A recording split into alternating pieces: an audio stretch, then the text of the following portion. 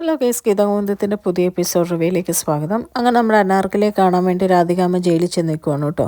എന്നിട്ട് അനാർക്കലിയോട് പറയുന്നുണ്ട്, നീ പറഞ്ഞ കാര്യമൊക്കെ ഞാൻ ആലോചിച്ചു, നീ പുറത്തിറങ്ങുമ്പോൾ നിനക്ക് ജീവിക്കാനുള്ള തുക ഞാൻ തരും എന്ന് പറയുവാണ്. അപ്പോൾ അനാർക്കലിയൊക്കെ ജീവിക്കാനുള്ള തുക എന്ന് ഉദ്ദേശിക്കുന്നത് എത്രയാണെന്ന് ചോദിക്കുമ്പോഴത്തേക്കും രാധികാമ്മ പറയുവാണ് 1 കോടി രൂപ എന്ന് പറയുമ്പോഴത്തേക്കും അനാർക്കലിക്ക് ദേഷ്യം വരുവാണ് കേട്ടോ. എന്നിട്ട് അനാർക്കലി പറയുക 1 കോടി രൂപ നിൻ്റെ ആദ്യത്തെ കെട്ടിയോനില്ലേ ചത്തുപോയ അവന് കൊണ്ട് കൊടുക്കുമെന്നൊക്കെ പറയുവാണ്. എന്നിട്ട് പറയാം, നിൻ്റെ ഈ അഭ്യാസമൊന്നും എൻ്റെ അടുത്ത് വേണ്ട, ഞാൻ പറയുന്നത് നീ കേട്ടോണം, അല്ലെങ്കിൽ ഞാൻ ഗോവിന്ദൻ്റെ അടുത്ത് എല്ലാം പറയും, പിന്നെ നിനക്ക് ഈ സ്ഥാനം ഉണ്ടാവുകയില്ല, ഒന്നും ഉണ്ടാവുകയില്ല.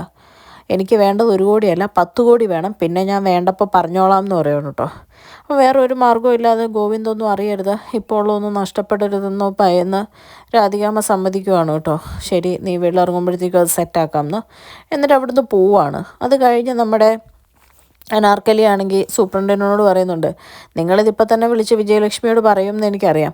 പറഞ്ഞു, ഒരു കുഴപ്പമില്ല, പറയുന്ന കൂടെ ഒരു കാര്യവും കൂടെ പറഞ്ഞേക്കണം, ഞാൻ അടുത്ത ആഴ്ച പുറത്തിറങ്ങുക എന്നുള്ള കാര്യവും മറക്കാതെ അവരെ ഓർമ്മിപ്പിച്ചേക്കണം എന്ന് പറയുവാണ്. അത് കഴിഞ്ഞ് അനാർക്കലി ജയിലിലുള്ള മറ്റൊരു ജയിൽ പുള്ളിയോട് സംസാരിച്ചുകൊണ്ടിരിക്കുകയാണ്. ആ പുള്ളിക്കാരിയോട് കയ്യിലുള്ള ഫോട്ടോ ഇങ്ങനെ കാണിച്ചിട്ട് പറയുകയാണ്, ഇവരെ മാത്രമല്ല ഇനി അവനെ എനിക്ക് ഇല്ലാതാക്കണം എന്ന് പറയുക. അപ്പോഴേക്കും ആ പുള്ളിക്കാരി ചോദിക്കുക, അതേതാ അവൻ ഭദ്രനാണോ, അങ്ങനെ ഒരുത്തനെ പറ്റി പറഞ്ഞിട്ടുണ്ടല്ലോ എന്ന് പറയുമ്പോൾ അനാർക്കലി ദേഷ്യപ്പെട്ട് പറയുക, നീ കൂടുതൽ ഇങ്ങോട്ടൊന്നും ചെയ്യണ്ട, ഭദ്രൻ അവൻ വെറും ഒരു കൃമി, അതല്ല അറക്കൽ തടവാടിൻ്റെ എല്ലാ ആസ്തിക്കും എല്ലാത്തിനും കാരണക്കാരനായ നാഴിക്കല്ലായ അവൻ. എന്നിട്ട് മനസ്സിൽ പറയുവാണ് ഗോവിന്ദ് മാധവ് എന്ന്. അത് കഴിഞ്ഞ് പിന്നെ കാണിക്കുന്നത് ഗോവിന്ദിനെയും ഗീതുവിനെയാണ്. രണ്ടുപേരും പുറത്ത് വന്ന് ഇങ്ങനെ നിൽക്കുവാണ്. അപ്പോഴേക്കും ഗോവിന്ദ് ഗീതുവിനോട് പറയുന്നുണ്ട്, നീ ഒരുപാട് സംസാരിക്കുന്നതാണല്ലോ, ഇപ്പം എന്താ ഒന്നും സംസാരിക്കാത്തതെന്ന് ചോദിക്കുമ്പോൾ ഗീതു പറയുന്നുണ്ട്, എല്ലാം സംസാരിച്ച് തീർന്ന പോലെ തോന്നുക എന്ന് പറയുമ്പോൾ ഗോവിന്ദ് പയ്യെ ഗീതുവിൻ്റെ അടുത്ത് നിന്നിട്ട് പറയാം, അതുകൊണ്ടൊന്നുമല്ല, നമ്മൾ ഇത്രയും നാൾ സംസാരിച്ച കാര്യമൊക്കെ കാറിലും വഴിയിലും വണ്ടിയിലൊക്കെ ഇരുന്ന് സംസാരിക്കാമെന്നായിരുന്നു.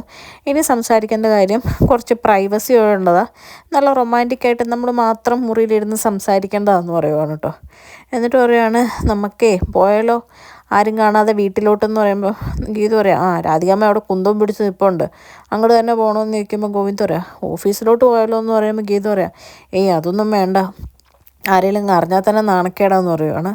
അത് കഴിയുമ്പോൾ ഗോവിന്ദ് പറയാം, എങ്കിൽ നമുക്ക് റിസോർട്ടിൽ പോവാം, റിസോർട്ടിൽ പോകുന്നതിന് കുഴപ്പമൊന്നുമില്ലല്ലോ എന്ന് പറഞ്ഞ് രണ്ടുപേരും കൂടെ റിസോർട്ടിൽ പോകാൻ വേണ്ടിയിട്ട് വണ്ടിയിൽ കയറുവാണ്. പോകുന്ന വഴിക്ക് നമ്മുടെ ഗോവിന്ദ് ഗീതുവിനോട് പറയുന്നുണ്ട്, അതെ അവിടെ ചെന്ന് ആരെങ്കിലും ചോദിച്ചു കഴിഞ്ഞ് കഴിഞ്ഞാൽ, ആ മാനേജറെങ്ങാനും ചോദിച്ചു കഴിഞ്ഞാൽ നമ്മളിവിടെ ഇൻസ്പെക്ഷന് വന്നതെന്ന് പറഞ്ഞാൽ മതിയെന്ന് പറയുകയാണ്. അപ്പോൾ ഗീതു പറയുന്നുണ്ട്, അതെന്തിനാ കള്ളം പറയുന്നത്, അല്ലെങ്കിൽ നമ്മുടെ റിസോർട്ടിൽ നമ്മുടെ മാനേജർ നമ്മളോട് ചോദിക്കേണ്ട കാര്യമുണ്ടോ എന്ന് ചോദിക്കുവാണ്. അപ്പോഴേക്കും ഗോവിന്ദ് പറയാം, അല്ല എന്നാലും ചോദിച്ചാലോ, അതുകൊണ്ട് പറഞ്ഞതാന്ന് പറയുകയാണ്. അപ്പം ഗീതു പറയുകയാണ്, ശരി വാ എന്ന് പറഞ്ഞ് ഇറങ്ങി മാനേജർ ഇവരെ കാണുന്നേ പറയുകയാണ്, നിങ്ങൾ വരുന്ന ഞാൻ നോക്കിയിരിക്കുമായിരുന്നു എന്ന് പറയുമ്പോഴേക്കും ഇവരുണ്ട് അത്ഭുതപ്പെട്ടു പോകണം കേട്ടോ.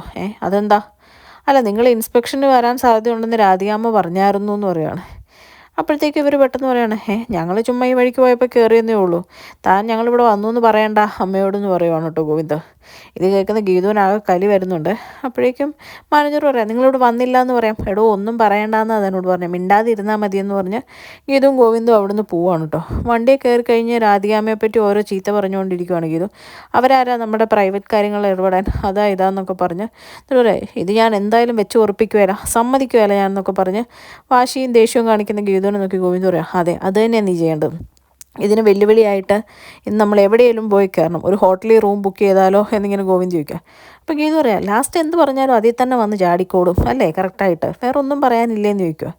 എന്നിട്ട് ഗോവിന്ദ് പറയാണ്, 18 വയസ്സായ ഏതൊരു സ്ത്രീക്കും പുരുഷനും ID കാർഡ് മാത്രം കാണിച്ചാൽ ഹോട്ടലിൽ റൂം കിട്ടും എന്ന് പറയുമ്പോൾ ഗീതു പറയാണ്, അതിനിപ്പോഴും രാധികാമ്മയുടെ കുഞ്ഞുവാവയല്ലേ ഗോവിന്ദേട്ടൻ, പിന്നെ എങ്ങനെയാണ് റൂം കിട്ടുന്നത്, അതിന് പുറകെ ആളെ വിട്ടിട്ടുണ്ടായിരിക്കും, ഒരു കാര്യം ചെയ്യാം എൻ്റെ വീട്ടിൽ പോവാം, വീട്ടിലിപ്പോൾ ആരും ഇല്ലല്ലോ എന്നിങ്ങനെ പറയുവാണ് കേട്ടോ ഗീതു. അപ്പോഴേക്കും ഗോവിന്ദ് ആ ഐഡിയ കൊള്ളാം, പക്ഷെ താക്കോൽ എവിടെയായിരിക്കും എന്നിങ്ങനെ ചോദിക്കുമ്പോഴത്തേക്കും ഗീതു ഗോവിന്ദനോട് പറയുന്നുണ്ട്, പൊതുവേ അത് വീട്ടിലെ മാറ്റിൻ്റെ അടിയിൽ വല്ലതും വെച്ചിട്ടാണ് പുറത്ത് പോവാറ്, അവിടെ തന്നെ കാണുമായിരിക്കും എന്ന് പറയുവാണ്.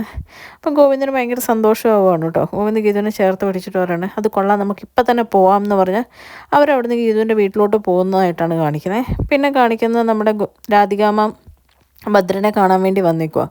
ഭദ്രനെ കാണാൻ വേണ്ടി ഇങ്ങനെ വരുമ്പോൾ വരുണും ഉണ്ട് കൂടെ. വരുൺ ഇങ്ങനെ ചിന്തിക്കുക, അമ്മി അലവലാദീനെ എന്താ കാണാൻ വന്നിരിക്കുന്നത്, അമ്മ ജയിലിൽ പോവുകയും ചെയ്തു ആരെയോ കാണാൻ. അമ്മ എന്നിൽ നിന്ന് എന്തൊക്കെയോ മറയ്ക്കുന്നുണ്ട്, എന്നായിരിക്കും എന്നൊക്കെ ഇങ്ങനെ ചിന്തിച്ചുകൊണ്ട് നിൽക്കുക. ആ സമയത്ത് ഭദ്രനോട് രാധികാമ്മ പറയുന്നുണ്ട്, അനാർക്കലി നമ്മളെ വല്ലാതെ തെറ്റിദ്ധരിച്ചിട്ടുണ്ട്. ഞാൻ മാധവേട്ടൻ്റെ സ്വത്തുക്കളും കൊണ്ട് പോയി എന്നാണ് ഓർത്തേക്കുന്നത്. അത് ഞാനല്ല, നീ ആന്നുള്ള കാര്യം നീ തുറന്ന് സമ്മതിക്കണം അനാർക്കലിയുടെ മുമ്പിൽ എന്ന് പറയുവാണ് കേട്ടോ. അപ്പോൾ തെറ്റിദ്ധരിക്കാൻ നമ്മൾ തമ്മിൽ വേറെ ഒന്നും ഇല്ലല്ലോ എന്നും പറഞ്ഞ് ഭദ്രൻ ഇങ്ങനെ കളിയാക്കുവാണ്.